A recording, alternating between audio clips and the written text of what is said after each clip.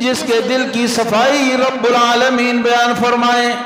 قربان جاؤں ان حضرات صحابہ پر جن کے دل کی پاکیزگی، جن کے دل کا تقوی رب خود بیان کرتا ہے، لیکن ان کے لیے اللہ تعالیٰ فرما رہے ہیں کہ نہیں پردے میں سوال کرنا ہے، مرد و عورتوں کا اختلاط نہیں کرنا، ازواج مطہرات اور صحابہ آپس میں میل جول اختلاط نہ کریں بلکہ پردہ کیا کریں، اس میں سب کی پاکیزگی ہے.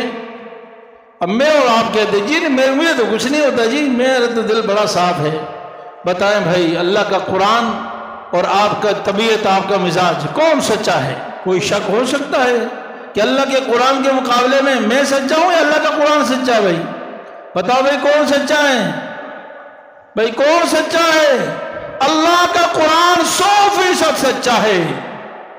جو اللہ کے قرآن کے مقابلے میں اپنے آپ کو سچا کہتا ہے، کائنات کا جھوٹا ہے، کائنات کا بدترین جھوٹا ہے، وہ دھوکے باز ہے، وہ منافق ہے. عزیز بھائیو، اللہ تعالیٰ نے چوتھی جگہ خطاب کر کے نبی صلی اللہ علیہ وسلم سے فرمایا، یا ایھا النبی قل لازواجک، اے نبی اپنے بیویوں سے کہہ دیں، وبناتک، اور اپنی ساری بیٹیوں سے کہہ دیں، ونساء المؤمنین، سارے ایمان والوں کی عورتوں سے کہہ دیں، سارے ایمان والوں کی عورتوں سے کہہ دیں، مومنین کی عورتیں کیا کریں؟ یدنین علیہن من جلابیبہن، اپنے اوپر کوئی چادر اوڑھ کے کریں. جلباب اس چادر کو کہتے ہیں سر سے لے کر پاؤں تک پہنچ، اور آگے کان کہتے ہیں چہرے کے آگے یوں پردہ لٹکاتے، یعنی ایسی چادر لیں جو سر سے لے کر پاؤں ہو اور آگے چھپا ہوا ہو. یہ اللہ تعالیٰ نبی سے کہتے ہیں اپنی بیویوں کے، بیٹیوں کو بھی کہے، سارے مومنین. اتنی چیز یہ پہچان ہے. تو میرے عزیزیو، اللہ کے قرآن نے جو ہم کام دیے وہ سچے ہیں، میری آپ کی سوچ غلط ہے. نبی کریم صلی اللہ علیہ وسلم نے ارشاد فرمایا، لا یخلون رجل بامرأۃ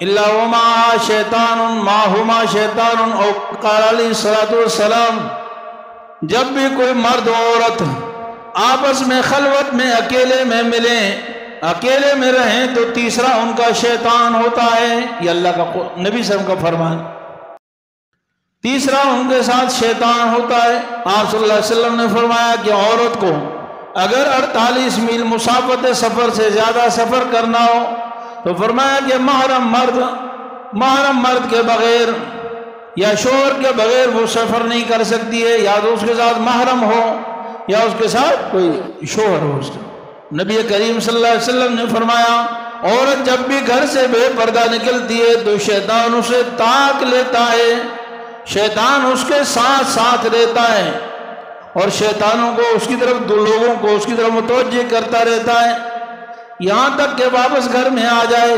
نبی کریم صلی اللہ علیہ وسلم ایک دفعہ جہاد پہ روانہ تھے، صحابہ کرام کا نام جہاد میں لکھا ہوا تھا، جہاد جیسی عظیم عبادت، اور پھر حضور کی معیت میں نام لکھا ہوا ہے، جہاد کے لیے روانہ ہیں. ایک صحابی نے فرمایا، کوئی بات بتائی، کوئی بات نکل آئی، یا رسول اللہ میں آپ کے ساتھ جہاد میں جا رہا ہوں، لیکن میری اہلیہ حج میں جا رہی ہے، مدینے سے مکہ جا رہی ہے، صحابہ کی معیت میں جا رہی ہے، صحابہ ساتھ ہیں، عورتیں بھی ساتھ ہیں، مرد بھی ساتھ ہیں، صحابہ کا گروہ ہے، صحابیات کا گروہ ہے، کتنے لوگوں کی جماعت ہے.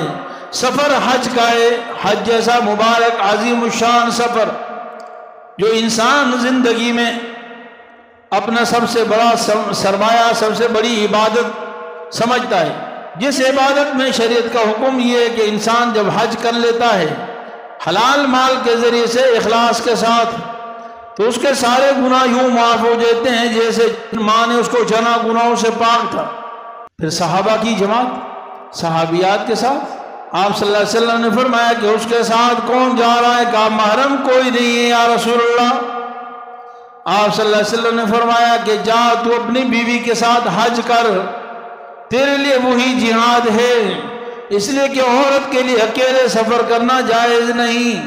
میرے عزیز بھائیو، آپ سوچے تو صحیح، کہاں ایک طرف جہاد جیسی عظیم عبادت، جہاں دوسری طرف حج کا سفر صحابہ کے ساتھ، صحابیات کے ساتھ، مقدس اور عظیم شان سفر، لیکن رسول اللہ صلی اللہ علیہ وسلم فرمانے کہ نہیں، اس وقت تمہارے لیے جہاد کرنا جائز نہیں، بلکہ تمہاری بیوی جب حج پہ جا رہی ہے اس کے ساتھ محرم کے طور پر تمہارا جانا ضروری ہے، بغیر محرم کے اس کا سفر کرنا جائز نہیں۔ اب ایک طرف شریعت کی یہ ہدایات ہیں، یہ رہنمائی ہے، اور دوسری طرف میری اور آپ کی سوچ ہے۔ میں اور آپ کہتے ہیں جی نہیں ہم تو پاکیزہ ہیں، نہیں، 100% غلط ہے۔ میرا عزیز بھائیو، قرآن ہمارے لیے دستور حیات ہے، منشور ہے، اگر اس کو ہم عملی طور پر اپنائیں گے تو ہم کامیاب ہوں گے، ورنہ دنیا اور آخرت میں ناکام اور رسوا ہوں گے۔ اللہ تعالیٰ اپنے فضل سے ہمیں قرآن و سنت کے مطابق زندگی گزارنے کی توفیق عطا فرمائے۔ مفتی صاحب کے یوٹیوب چینل کو سبسکرائب کیجئے اور ان کے تازہ بیانات کے ذریعے اپنی علمی، اصلاحی اور فکری آبیاری کرتے رہیے۔ جزاکم اللہ۔